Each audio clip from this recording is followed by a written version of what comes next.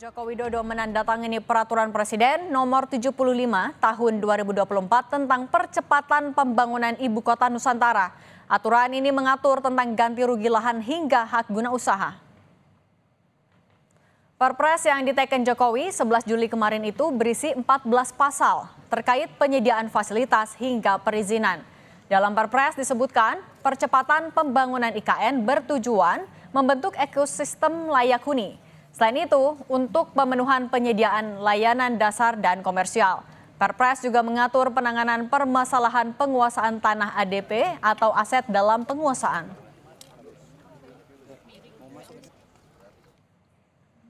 Dalam pasal 8 ayat 2 disebutkan, penguasaan tanah ADP oleh masyarakat mencakup penguasaan dan pemanfaatan tanah yang berasal dari pelepasan kawasan hutan secara fisik dilakukan paling singkat dalam jangka waktu 10 tahun secara terus-menerus. Dan penguasaan maupun pemanfaatan tanah yang berasal dari pelepasan kawasan hutan secara fisik dilakukan dengan iktikat baik. Iktikat baik ini dibuktikan dengan adanya historis penguasaan dan pemanfaatannya sesuai dengan ketentuan peraturan perundang-undangan mengenai pertanahan. Jelang HUT Kemerdekaan Republik Indonesia ke-79 yang akan dilaksanakan di IKN, Satgas Percepatan Pembangunan IKN, Danis Sumadilaga menyebut Istana Presiden dan lapangan upacara sudah siap mencapai 83%. Sementara kantor Presiden sudah mencapai 88%. Akhir Juli nanti, persiapan 17 Agustus diperkirakan akan rampung.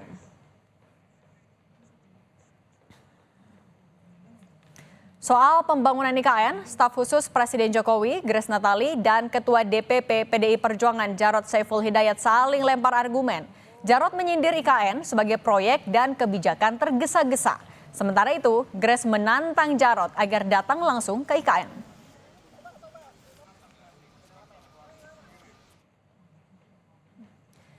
Ketua DPP PDI Perjuangan, Jarod Saiful Hidayat, menilai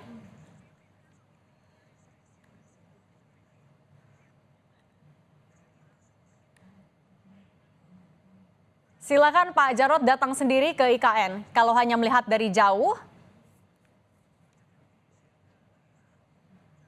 sangat mungkin tidak akurat, bahaya, banyak info menyesatkan, hati-hati, bisa kepleset, ujar Grace Natali, staf khusus Presiden Jokowi.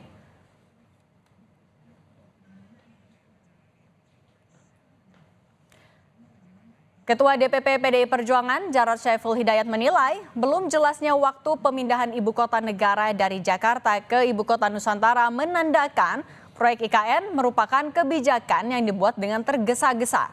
Jarod mengatakan belum siapnya beragam kebutuhan dasar di IKN seperti air dan listrik merupakan akibat dari proyek yang dipaksakan.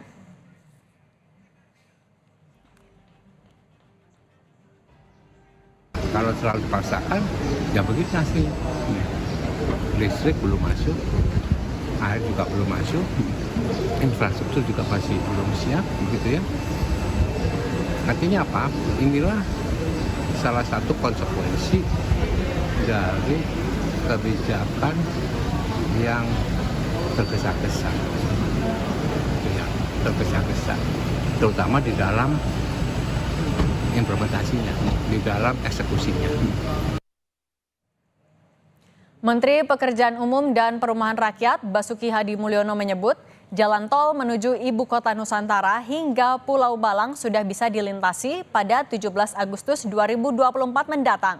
Ia mengaku akan mengecek fasilitas infrastruktur dasar itu pada 22 Juli 2024. Sementara itu, ruas tol seksi 6A Simpang Riko hingga rencana Outer Ring Road IKN dan seksi 6B juga rencana Outer Ring Road hingga Simpang 3 ITCI sudah dimulai pengadaan tanah.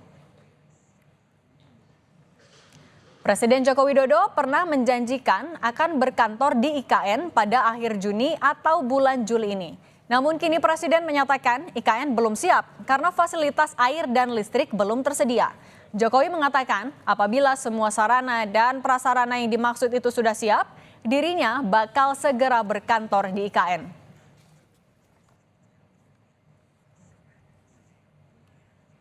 Sebenarnya kemana arah kritik PDIP soal IKN dan bagaimana Istana menjawab kritik itu sambil mengebut pembangunan IKN? Kita berbincang dengan staf khusus Presiden RI, Grace Natali, dan politisi PDI Perjuangan Masinton Pasaribu, Mbak Grace dan Bang Masinton. Apa kabar? Ya, baik. Mbak Grace, Mbak Cindy.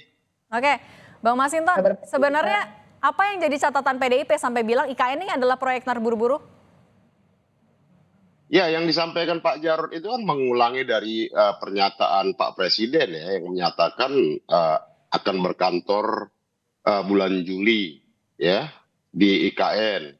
Nah, Menteri PUPR-nya bulan Juni 2024. Tapi kan kemudian ketika ditanyakan wartawan, Presiden kan jawab, infrastrukturnya belum, sudah siap belum, listriknya sudah belum, airnya sudah belum. Ntar ke sana kalau sudah selesai semua, kan begitu.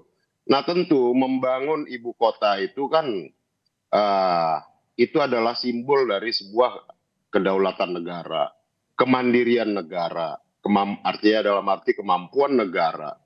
Nah jadi ya dimanapun, di negara manapun, negara yang membangun ibu kotanya, kalau kita lihat umpama negara tetangga kita, ketika kota pemerintahan dipindah dari Kuala Lumpur ke Putrajaya, itu mereka menyesuaikan dengan alokasi anggaran negara tersebut. Karena itu adalah simbol kemandirian dan kemampuan sebuah bangsa. Tidak ngemis-ngemis investor apa segala macam. Begitupun di Tanzania, saya waktu itu ke Tanzania, pembangunan ibu kotanya itu berlangsung hingga 40 tahun. Sejak zaman Julius Nyerere sampai kemudian sekarang. Itu pun pemindahannya bertahap-tahap tuh. Kantor itu parlemennya dulu, baru kemudian diikuti presiden. Kemudian sampai sekarang aja kantor kedutaan besar Indonesia di Tanzania itu masih di kota lamanya, di Dar es Salaam namanya. Nah artinya apa? Bahwa pembangunan itu dia tidak bisa langsung seperti menciptakan sulap simsalabim dalam waktu cepat dia akan bisa selesai. Nah tentu kita lihat semuanya ya, target-target itu kan meleset, bahkan sampai ngantor di sana pun meleset. Nah artinya apa? Bahwa Presiden menyampaikan target sekian, nah kemudian kan direvisi sendiri oleh Presiden seperti itu.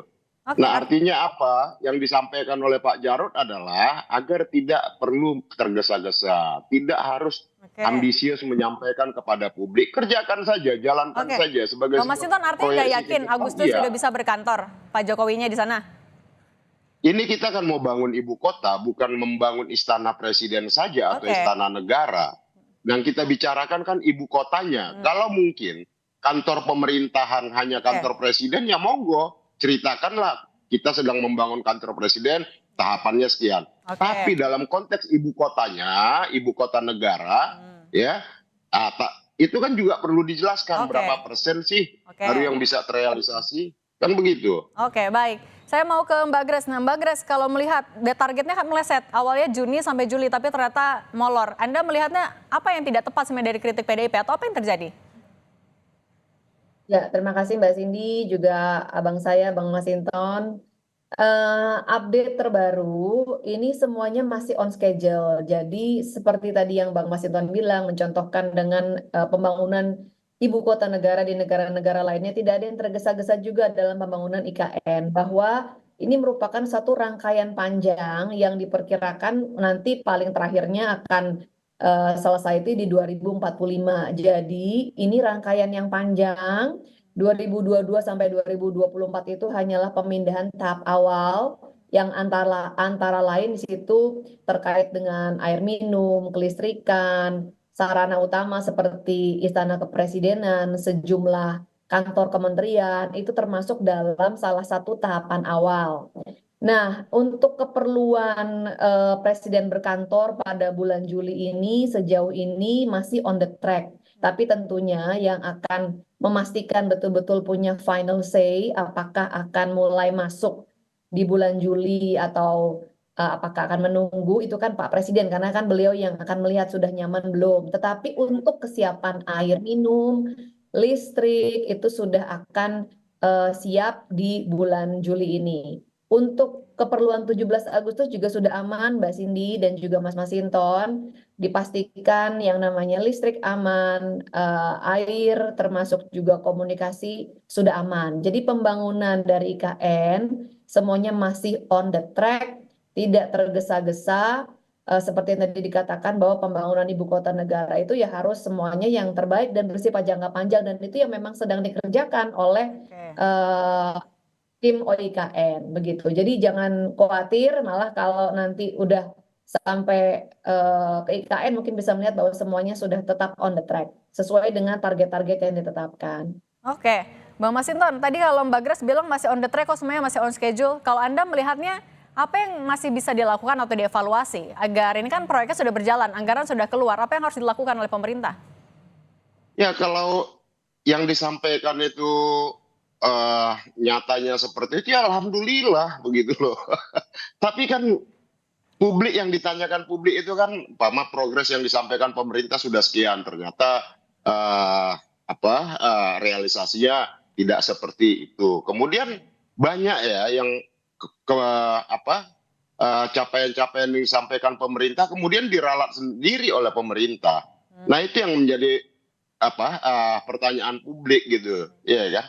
Nah kemudian kalau kita lihat mengejar target untuk perayaan 17 Agustus yang saya khawatir malah jadi perayaan kemerdekaan itu kehilangan makna kemeriahannya. Kita memaksakan sesuatu di tempat yang memang sama sekali tidak siap, maka maknanya itu yang diselenggarakan oleh negara ya, itu malah jadi lebih meriah acara 17-an yang diinisiasi oleh masyarakat di desa-desa, di gang-gang begitu ya.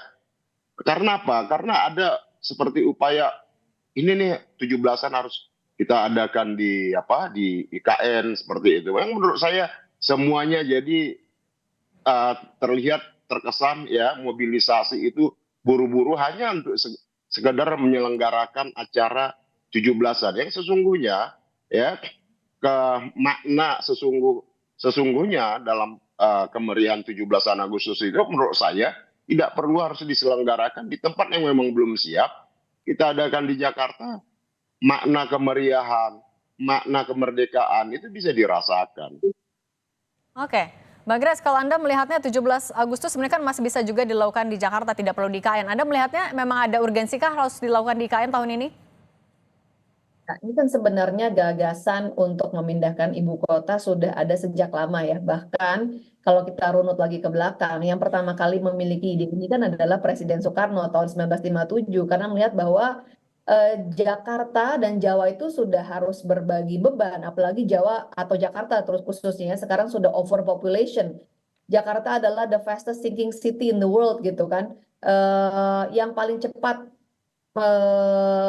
tenggelam begitu penurunan tanahnya. Jadi memang tidak ada jalan lain, tidak ada opsi lain, ini harus dibagi bebannya. Oleh karenanya saya harap ya termasuk teman-teman semuanya, yang termasuk juga Bang Masinton bisa sama-sama mendukung, memberikan energi yang positif ya, bahwa kita itu nanti bukan mengejar 17 Agustus oleh karenanya semuanya harus tergesa-gesa, tidak, tetapi ini justru menjadi momentum kita akan mewujudkan visi para founding fathers kita, bahwa pembangunan nanti harus semakin Indonesia sentris gitu kan, bahwa pembangunan harus semakin merata, dan ini memang harus ada langkah berani untuk mewujudkan gagasan besar ini, yang dimana sebelum-sebelumnya mungkin ada banyak pertimbangan sehingga tidak jadi-jadi. Nah, Pak Jokowi lah yang kemudian mengambil langkah berani untuk mewujudkan ini, oleh karena memang perlu kerjasama semua pihak ya.